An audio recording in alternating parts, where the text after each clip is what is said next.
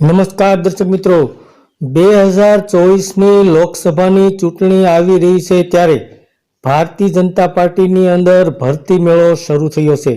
આપ વારંવાર એવા સમાચારો સાંભળતા હશો કે કોંગ્રેસના કાર્યકરો, કોંગ્રેસના એમએલએ, આમ આદમી પાર્ટીના કાર્યકરો અને આમ આદમી પાર્ટીના ધારાસભ્યો ભારતીય જનતા પાર્ટીની અંદર ભળી રહ્યા છે અને ભારતીય જનતા પાર્ટીની અંદર ભરતી મેળો શરૂ થયો છે। તો હાલની અંદર વિસાવદરમાં આમ આદમી પાર્ટીના એક કાર્યક્રમનું આયોજન થયું હતું, જેમાં બોટાદના ધારાસભ્ય ઉમેશ મકવાણા અને આમ આદમી પાર્ટીના નેતા રેશમાબેન પટેલ પણ હાજર હતા। તેમની આગેવાનીમાં એક કાર્યક્રમનું આમ આદમી પાર્ટીના કાર્યક્રમનું આયોજન થયું હતું, જેમાં વિસાવદર વિસ્તારના મોટા પ્રમાણમાં કોંગ્રેસના અને ભારતીય જનતા પાર્ટીના કાર્યકરો અને મોટા પ્રમાણમાં સરપંચો ઉપસ્થિત હતા। તેઓએ આમ આદમી પાર્ટીનો ખેસ ધારણ કર્યો હતો।